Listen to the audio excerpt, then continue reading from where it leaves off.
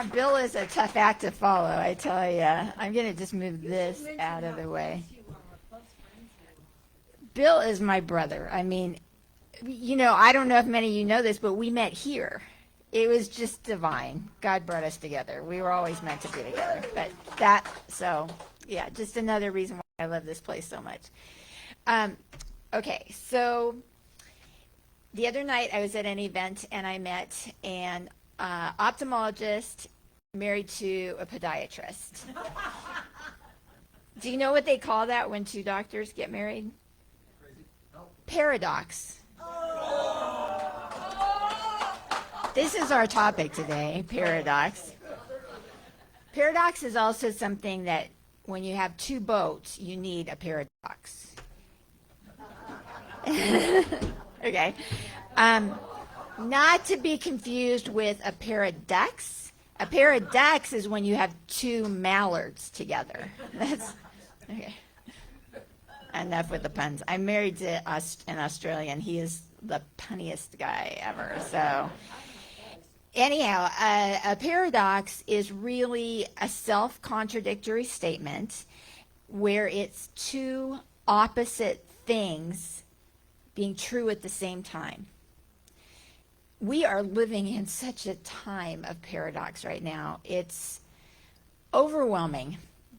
And Bill and I were talking about this before the service.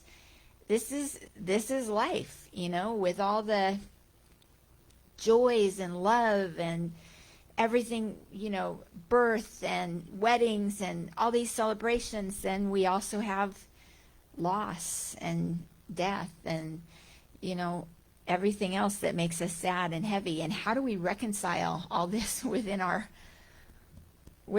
human hearts? Well, in a puzzle like Pamela was talking about, we have to see the big picture. We have to see how it all comes together. When we're just looking at one little piece, it doesn't make sense to us at all. It's like, this is it? This is it? This is what I have to, I don't know what this is about. But when it's in context of everything else in our lives, it makes sense. We can step back and observe. It's kind of like, when you're a little kid and you're dreaming about what you're going to be when you grow up, or, what your house is going to look like, or if you're going to be married and have kids or whatever.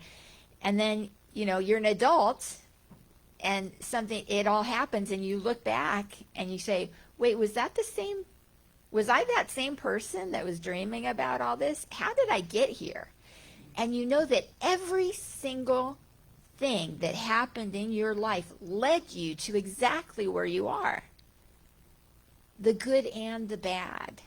The seemingly good and the seemingly bad. We don't know what's good and what's bad. We're making judgments on it. But so many things had to line up in every single order to put you exactly the place where you are right now.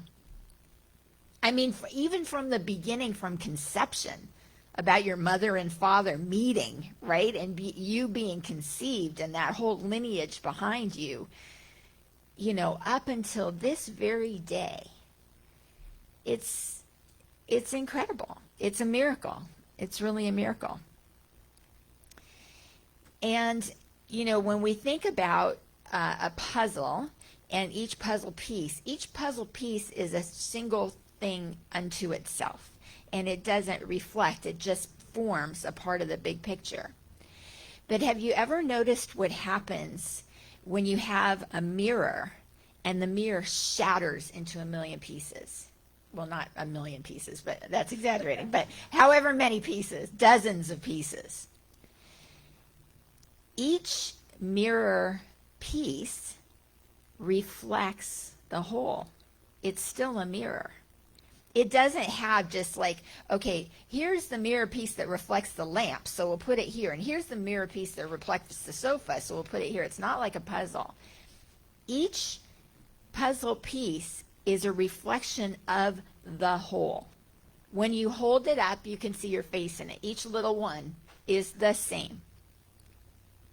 That's more of what life is like and what we are like as people. We are all reflections of the whole. We have that in us.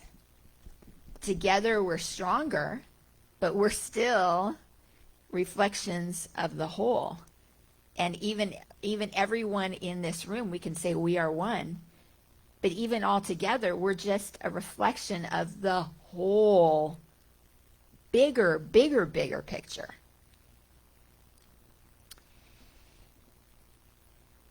So life is both. Life is a puzzle and life is a broken mirror.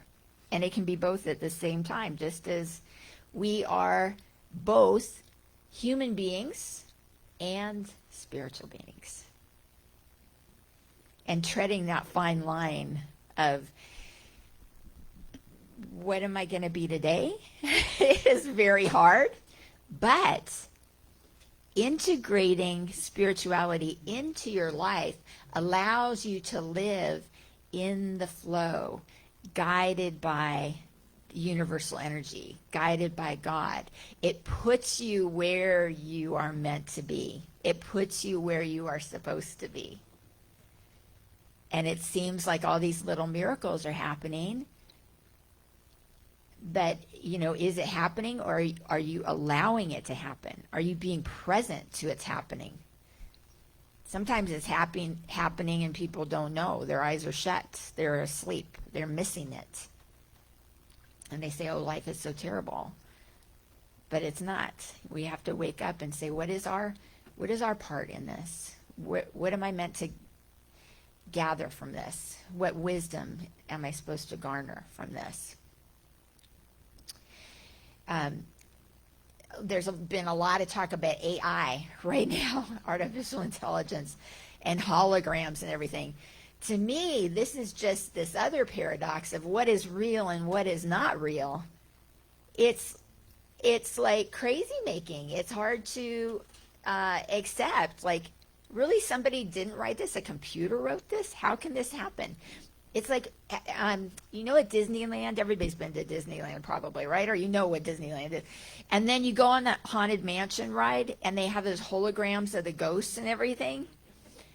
And then they have that medium talking in the crystal ball, and she's talking. It looks so real.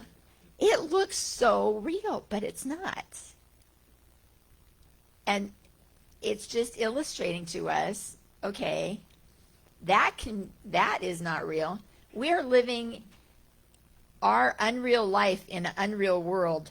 In Disneyland, another unreal world, with an unreal person. It just goes on and on and on.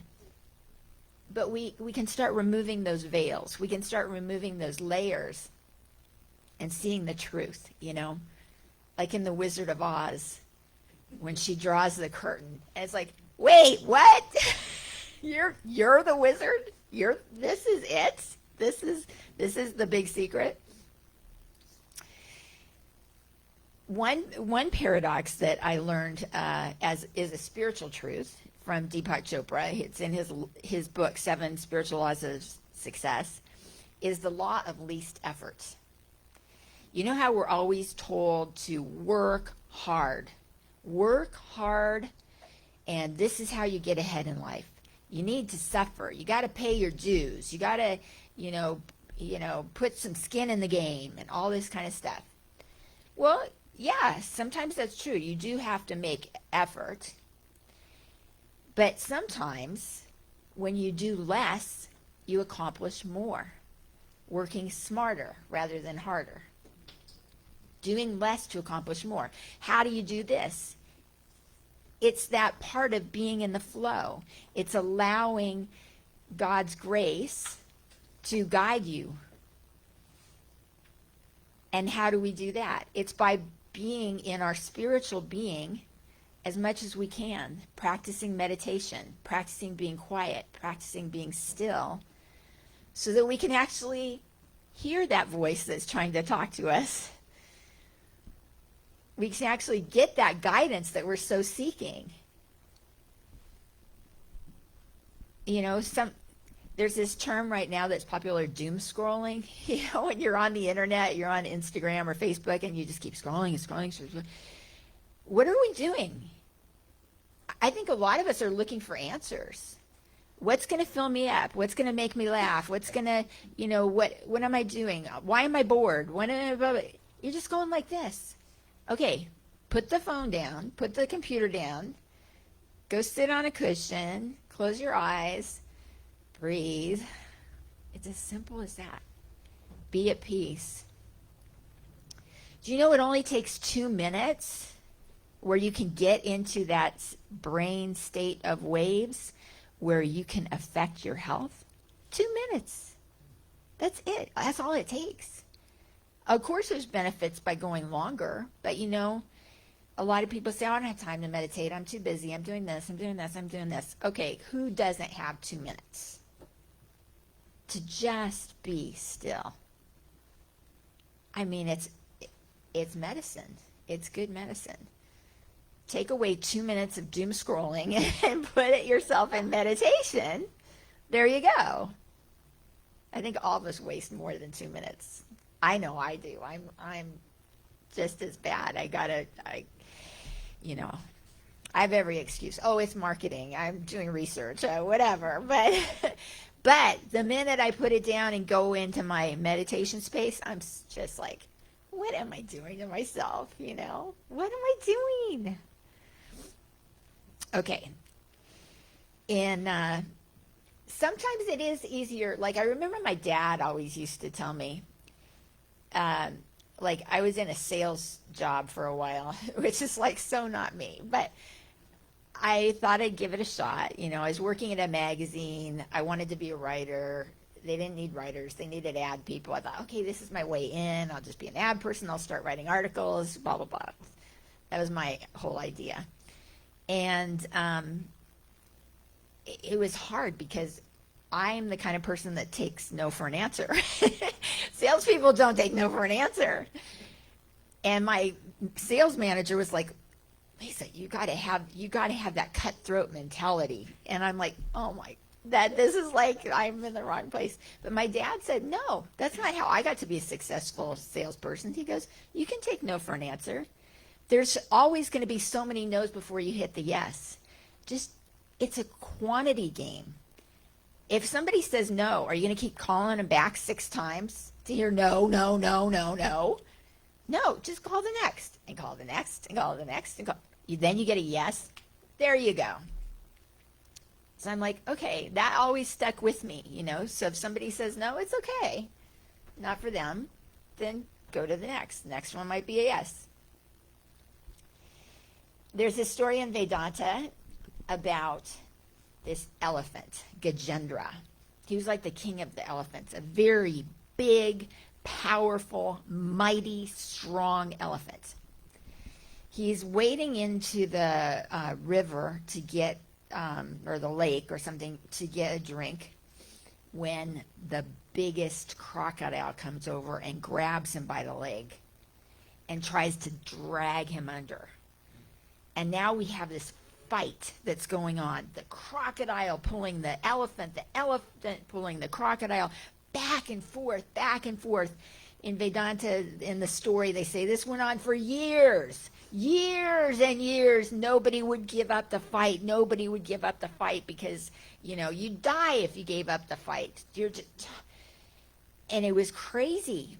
And Gajendra started actually getting tired of the fight. And in that moment of being tired, he had this memory of a past life where he was once a king. And he prayed to Vishnu. And he thought of that memory, and he prayed to Vishnu. Vishnu is one of the incarnations of Krishna. And we talk about Krishna, my buddy, Krishna, in the Bhagavad Gita. And Vishnu heard his prayer. And he sent Garuda, who is his eagle, who's this big, mighty eagle. He sent Garuda to take care of it. Garuda came, swooped down, and in a moment, scooped up the crocodile and flew him away. Gajendra was saved.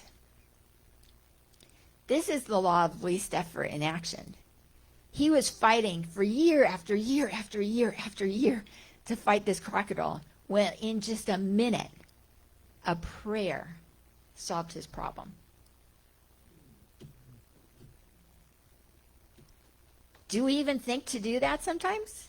I think we forget that we're not in this all by ourselves. We are totally supported by this universal energy, this life that wants us to succeed, that wants us to get what we want. We want the things we want for a reason.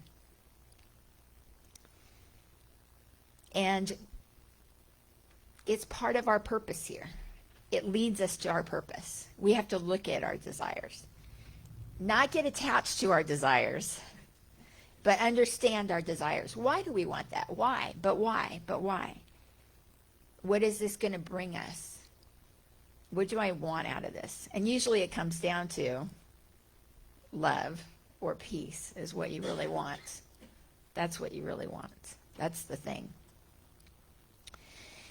So there's a way to achieve this realization of who we are, of what we need, what we want. How do we do this in Vedanta? They said there's two ways. It's a two-step process. And actually, these are both paradoxes. They're both paradoxes. Number one is we have to attain what we already possess.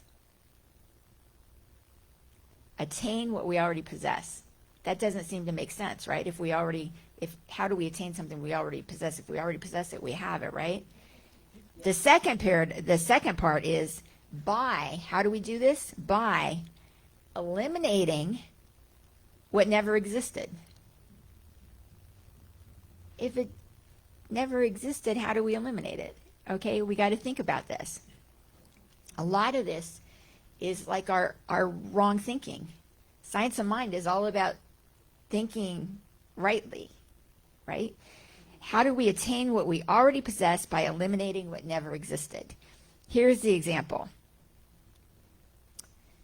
Picture yourself, you're at home, you're in the kitchen, you're trying to read a recipe, you realize you need your glasses, you look on the counter, they're not there. Where are my glasses?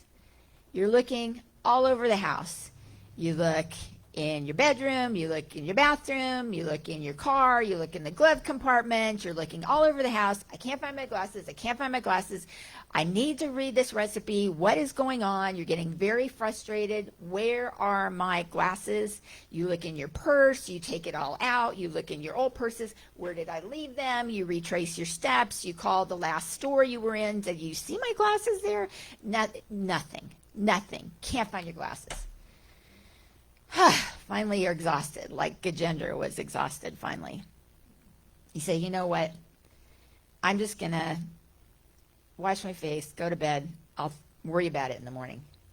You go to wash your face. You're standing in the bathroom. You look in the mirror. Your glasses are on top of your head. How many times are we going to do this in life? This is it. We're looking for this treasure in our lives. Where is it? Here. It's right here. It's not on some distant planet. It's not wishing on a star. It's like here. This is how you attain what you already possess, is by knowing that you already have it. Knowing that you have it. You got the glasses back by saying, oh, they're on my head. How did you eliminate what never existed? The lost glasses never existed. They weren't lost. The fact of the glasses being lost never existed. They were never lost. And that's how you eliminate it. You lose that ignorance of, I'm so sure my glasses are lost. You lose that ignorance. You eliminate that ignorance. You attain the wisdom of, my glasses are right here. Got it? Got it. Okay, good. Okay. So, sometimes it's we forget, we just don't see it. Sometimes, so we have to remember. And sometimes it's veiled. This ignorance is either, we forgot it, or it's veiled, and we need to lift the veil and see the truth. Those are the two ways that Maya, or illusion, obscure truth in our lives. Do we forget where it is? Do we whatever? Or is it veiled by something else? Do we think it's something else? And this is what our emotions do to us. They confuse us. We struggle with our emotions. We struggle. We feel, oh, I'm so frustrated, or I'm so angry, or I'm so scared. I'm so, I'm having so much anxiety right now. I'm so anxious. I'm so depressed. I'm so this. I'm so that. What is that? That is all Maya obscuring the truth, because the truth of our true nature is we are whole, complete. We are love. We are joy. And all those other things are temporary that need to be eliminated, which can be eliminated when we wake up to the truth of who we are. So you can observe those emotions. I'm not saying don't have those emotions or tamp them down or discard them. I'm saying address them. Say, yeah, okay, I am feeling anxious. Why is this? What is going on? Is this the truth? Is this the truth? Let's dig deeper. Where can I lift the veil? Where can I see my strength? Where can I see how I've handled this before and gotten through it? Where can I see my true nature and how that is so much stronger than any emotion that I have? Things are not as they appear. The moon, we had this beautiful full moon. Oh my gosh, did you notice? The moon shines. But does the moon shine? The moon doesn't shine. The moon looks so luminous in the sky, and it's like, oh, I want to stand in the moonlight and bathe in the moonlight. The moon doesn't have its own light. The moon gets its light from the sun. It's a reflection of the sun, just as a mirror is a reflection of us in the mirror, and that is not our true self, that person in the mirror. That's not us. This is us. So that's what we need to remember. We shine. We shine because the Atman shines within us. That Spirit of God within us shines. And the borrowed light, it is our borrowed light that comes from Brahman, or God. And it's here within, just like that big mirror and all the little mirror pieces. Just like that. So the biggest paradox that I want you to take with you, is that we think we have nothing. But we have everything. And those can both be true at the same time. We're this human body, we're going to leave all the stuff behind. Nothing's coming with us. Does any of it matter anyway? Let everybody fight about it in the will. Whatever. Who cares, right? It's stuff. But what are we taking with us? This comes with us. This light, we have everything. This is everything. We can't lose.